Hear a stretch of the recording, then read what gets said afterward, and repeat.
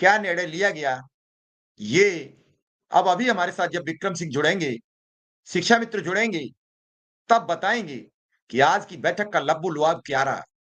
मैं तो आज पूरे दिन एक ऐसे हृदय विदारक इस घटना में, हाथरस वाली में फँसा रहा, जहाँ 124 लोगों की मौत हो चुकी है, जिसे अधिकारियों ने घोषित किया है। मैं उन सभी मृतकों को शांति की उस परमपिता परमेश्वर से प्रार्थना करता हूँ, अपने श्री चरणों में स्थान दें, साथ ही घायलों को जल्द स्वस्थ होने की प्रभु से कामना करता हूँ। आज इस पूरे घटनाक्रम के बाद अभी विक्रम सिंह से बातचीत हुई है, विक्रम सिंह अभी हमारे साथ जुड़ेंगे, पवन गोलियाँ जी जुड़ेंगे और हो सकता है एक आध और शिक्षा मित्र संगठन का नेता जुड़े।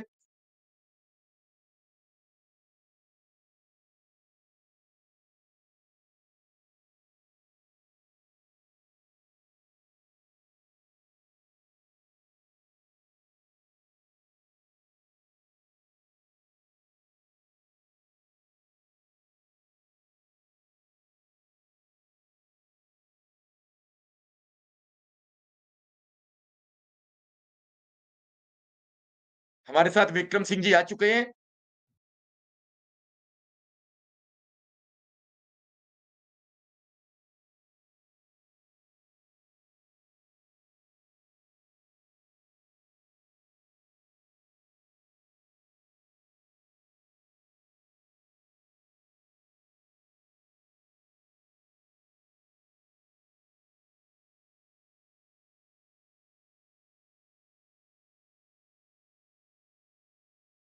हमारे साथ विक्रम सिंह जी आ चुके हैं। विक्रम सिंह जी का स्वागत है, अभिनंदन है और विक्रम सिंह जी से ही सीधा सवाल कि क्या रहा आज कोर्ट में, लोगों को बड़ा बेसब्री से इंतजार है।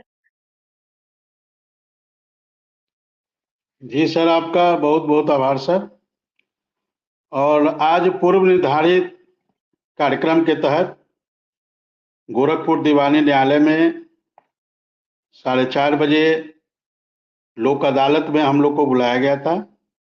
पिछले 29 तारीख को भी बुलाया गया था, लेकिन चूंकि उस दिन सरकार के नुमाइंदे आए नहीं तो उस दिन कोई बातचीत बहुत हो नहीं पाई। हाँ, हमारी पीड़ा को पूरा उन्होंने विस्तृत ढंग से समझा था। और आज जब हम लोग 4:30 बजे दीवानी न्यायालय गोरखपुर में पहुंचे तो जज साहब पहले बैठे। नमस्कार, आप सभी जितने भी शिक्षा मित्र साथी हैं, आप सभी को लेकर एक बड़ी खबर आ रही है। जैसा कि आप सभी को पता ही होगा कि आप सभी के मानदेय वृद्धि को लेकर, आप सभी के समायोजन को लेकर कितने सारे प्रयास किए गए हैं। हर तरफ से आप सभी का मुद्दा उठाया जा रहा है।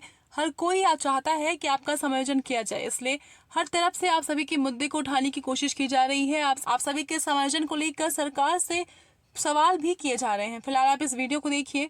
ये वीडियो आप सभी के लिए काफी महत्वपूर्ण होने वाली है। हुए थे और मैं जज साहब के पास मुझे बुलाया गया तो जज साहब ने कहा कि अभी आप बैठो, अभी आपके बीएस से आने वाले हैं। मैंने कहा सर ये शासन स्तर का मामला है, बीएसए सर का मुझे कुछ समझ में नहीं आ रहा है। उन्होंने कहा देखो हमें तो यही सूचना मिली है कि आपके गोरखपुर के जिला बेसिक शिक्षा अधिकारी बीएसए आएंगे, तो हम लोग वहीं, उन्होंने कहा आप लोग बैठो, अभी वो आते हैं तो फिर आप लोग को बुलाता हूँ। और वहीं हम लोग बाहर हॉल में बैठ गए, इंतजार करने लगे। आधे घंटे बाद फिर अंदर से कोई आए और कहे चलिए सर बुला रहे हैं आपको। अंदर गए, सर ने कहा अभी तक तो देखो तुम्हारे बीएसए नहीं आए हैं। फिर ये हुआ कि उनको फोन किया जाए, तो किसी ने शायद फोन किया, अब पता नहीं क्या बातचीत हुई, चूंकि उधर जाकर फोन कर रहे थे। हालांकि मुझे कुछ समझ में नहीं आ रहा था कि जब शासन स्तर का मामला है, इसको निपटाने का जिसके पास अधिकार है वो शासन को है। तो एक बीएसए जिले का मालिक होता है, जिले स्तर का अधिकारी होता है, तो उनको बुलाने का या उनको भेजने का, बुलाने का तो मुझे नहीं है, हमें लग रहा है वो भेजने का ही ऊपर से कोई आदेश आया होगा कि आप गोरखपुर का मामला है, गोरखपुर तो आप चले जाइए। हालांकि आधा एक घंटा इंतजार करने के बाद, 5:30 बजे तक इंतजार करने के बाद जब हमारे जिला बेसिक शिक्षा अधिकारी या सरकार का कोई भी नुमाइंदा नहीं आया, तो जज साहब ने कहा कि देखो भाई, आपके दूसरे पक्ष तो कोई आए नहीं और आप भी 2 बार आ चुके हो। तो हम कहे सर अब क्या आदेश है आपका, जो आपका आदेश हो। तो वही जो फॉर्मेलिटी थी वो लिखे, उस पे साइन उन करने वाली उन्होंने लिखा और फिर मैंने साइन कर दिया और कहा कि एक बार और आ जाओ 8 तारीख को, और चूंकि आप 2 बार आ चुके हो तो एक बार 8 को आ जाओ फाइनल। उस दिन आपके यदि कोई सरकार के नुमाइंदे आएंगे तो बातचीत हो जाएगी, और यदि नहीं आते हैं तो हम यहाँ से रिपोर्ट बनाकर माननीय सुप्रीम कोर्ट में भेज देंगे कि दूसरा पक्ष नहीं आया, एक ही पक्ष आया था। और उन्होंने कहा कि एक बार और आप 8 तारीख को आ जाओ, और ये बातचीत हुई। उसके बाद हम लोग वापस चले आए। तो विक्रम सिंह, जज साहब से जब बातचीत हो रही है तो जज लोगों का नजरिया अनुदेशकों के प्रति कैसा है? जैसे लगता है कि ये जो हम अपनी बात कह रहे हैं, ये हमारी बात में कुछ धनात्मक यानी पॉजिटिविटी बनाते हुए आगे को फॉरवर्ड कर देंगे, क्योंकि ये बड़ा संगीन मामला है। हमारे साथ पवन गोलिया जी भी बैठे हैं, शिक्षा मित्र हैं, और सुप्रीम कोर्ट एक अपील लेके गए थे। बाद में वो अपील दूसरे दिन निस्तारित हो गई, और कई लोगों की ये बात थी कि पवन जी से बात करिए, और मुझे लगा कि आज एक अच्छा मौका है। पवन जी को जानकारी भी होगी किस किस को जो सुप्रीम कोर्ट में याचिकाएं हैं, तो किस किस को ऐसे जैसे आपसे मध्यस्थता करने की नौबत आई है, ऐसे कितने शिक्षा मित्रों को ये नोटिस मिले हैं, कौन कौन आज तलब किया गया, कौन कौन पिछली तारीख को तलब किया गया। चूंकि ये जो आने वाली 8 जुलाई है, इसके बाद इस पूरे प्रकरण की रिपोर्ट सुप्रीम कोर्ट में प्रस्तुत की जाएगी, और जुलाई माह का ये पूरा समय दिया गया है, यानी वो 8 के बाद 18 भी हो सकती है अगर अधिकारियों ने कोई उसमें।